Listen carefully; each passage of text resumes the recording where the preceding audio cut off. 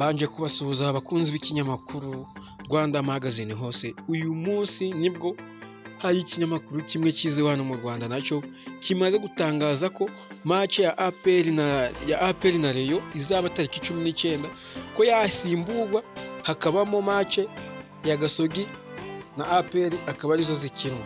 Ese turibaza ngo igikona cyagitangiye gutinya Gasenyi cyangwa se igikona kibonye ko Rayon Sport ubu ari bwiri mu mavuta, ari bwifite imbaraga ku buryo kitayitsinda. Ibyo ni ibibazo twese dukomeje kwibaza. Turi kwibaza ese ubundi Segwafayo hari yabyemeye? Ese ibi bintu byo byaba binyuze mu muco iramutse ibikoze? Ayo niyo makuru, reka tugaruke kuri ayo makuru. Ubu muri aka kanya nibwo ubuyobozi bw'ingabo z'igihugu aribwo bw'ikipe ya APR bumaze kwandikira Segwafa ko match ya Gasogi, match ya APR na Rayon Sport ko byasimbuzwa hagakinwamo match ya Gasogi na APR, kuko ibi bintu nta nubwo binashoboka. Nimba Segwafa ari abantu b'abagabo bazi gufata umwanzuro, bazi guhagarara ku mwanzuro bafashe bagakurikiza amategeko, ntabwo ibi bintu byaba bishoboka. Nta kuntu match simbuzwa iyindi. Ayo ni amakosa, batazababarirwa. Niyo mpamvu shampiyona y'u Rwanda itazigiye itera imbere igiye bikomeza gutya. Nawe reba, ikipe imaze kwitegura umukino kandi niko bipanzwe, nibarangiza ngo bagiye kuwimurira, ngo bagiye kuwimura, nta nubwo bashyizeho n'igihe bazawimurira, ahubwo bo bagategekwa n'umunyamuryango. Ibyo bintu ntabwo bishoboka. Bo bajeho bategekwe na APR ngo bumva ko match ya Rayon bayisimbuza iya Gasogi. Justina, nge ntabwo niyumvisha uburyo ibyo bintu byaba biteguwe. Ntabwo wafata inyungu zawe ugende uzirutishe inyungu z'undi muntu. Oya, aho haba hariho kubangamirana kw'abanyamuryango. Ubwo ni ukuvuga ngo nabo babikurikije baba babangamiye Rayon, kuko Rayon yo buri kimwe cyose imaze kucyitegura.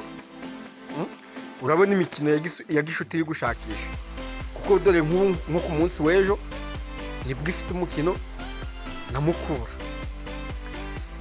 Ibyo ni ibintu byo kugira ngo Rayon Sport ikomeze yo yubake uburyo bw'imikinire.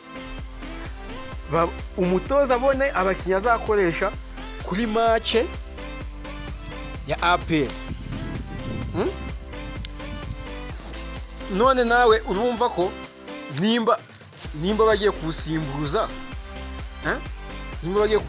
wa Gasogi, ako kanya imibare za Rayon Sport zatazipfa. None se niba usimbuza wa Gasogi, Rayon Sport izakina niyi nayo bazayizana indi kipe itateguye.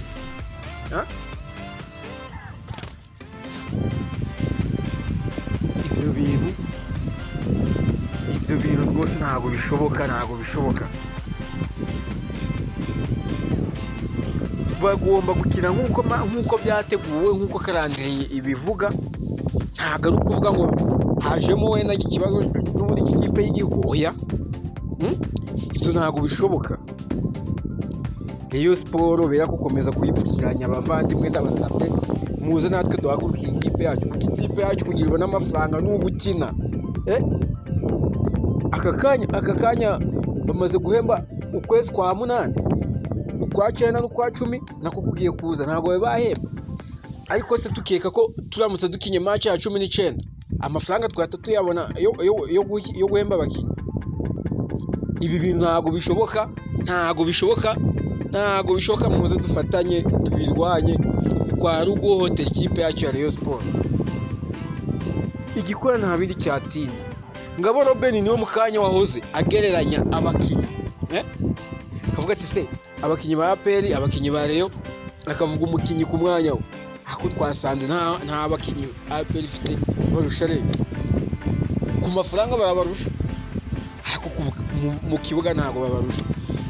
Rero nshuti zanjye ndabashimira mwe mwamfashije gutega amatwi ikinyamakuru Rwanda Magazine hose nkaba mbagejejeho aya makuru, ninjye kinyamakuru cyambere kibagejejeho aya makuru ko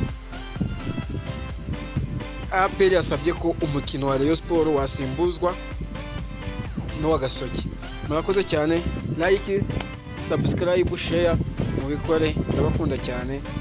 Ubundi ubutwari bwanyu, ubushobozi bwanjye, ubushobozi bw'ikipe yacu, tuyivugira amakuru, dutangaza amakuru, buri wese ayikurikirana akamenya ukuntu yanayifasha. Murakoze cyane.